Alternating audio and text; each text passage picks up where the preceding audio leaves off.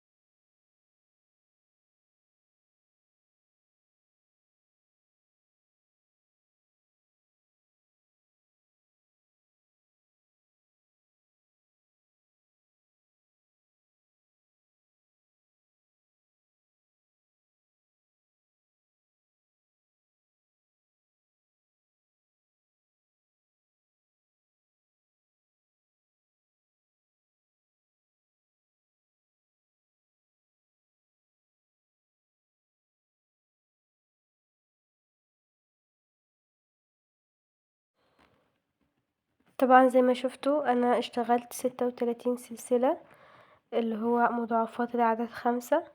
5 زائد 5 زائد 5 زائد 5 زائد 5 زائد 6.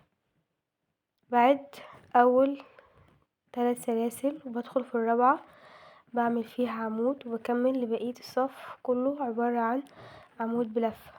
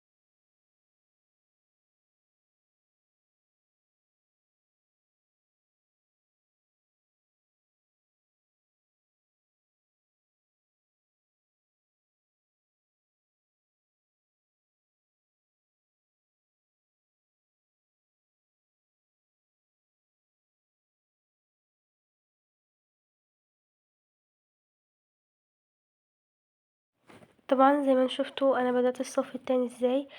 ارتفعت 3 سلاسل ويعتبر معايا بأول عمود وعملت بعدهم 4 عمود بلفة. يبقى انا الصف التاني اول حاجة فيه عبارة عن 5 عمود بلفة سلسلة، سبت تحت السلسلة 2 عمود بلفة، ودخلت في العمود التالت عملت فيه الغرزة بتاعتي اللي هو بدخل اخد لفة وبخرج من لفتين وبسيب معايا لفتين على الابرة، وارجع ادخل تاني في نفس العمود اخد لفة واخرج من لفتين هيتبقوا معايا 3، بخرج من ال3 كلهم لحد ما يبقى شكل العينة بتاعتي زي ما انتوا شفتوها كده. الشرح ما شاء الله بسيط وواضح، مش محتاج اني اشرح والله.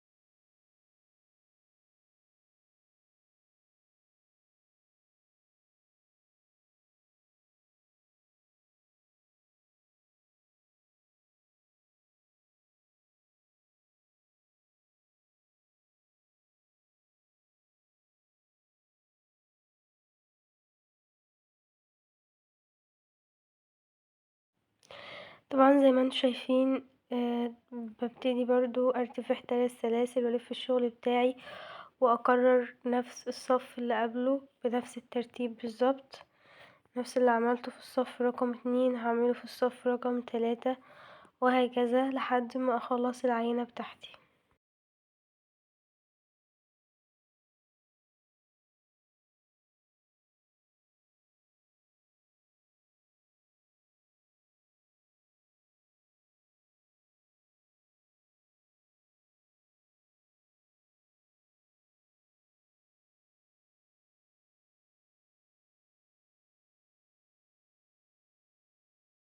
هنا ما شاء الله خلصت العينة بتاعتي، وصلت لنهايتها. اتمنى فعلا ان الفيديو يكون عجبكم وان انتوا تطلعوا مستفيدين، وان شاء الله تكونوا اتفرجتوا عليه لحد نهايته.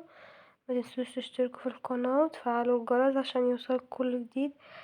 السلام عليكم ورحمة الله وبركاته.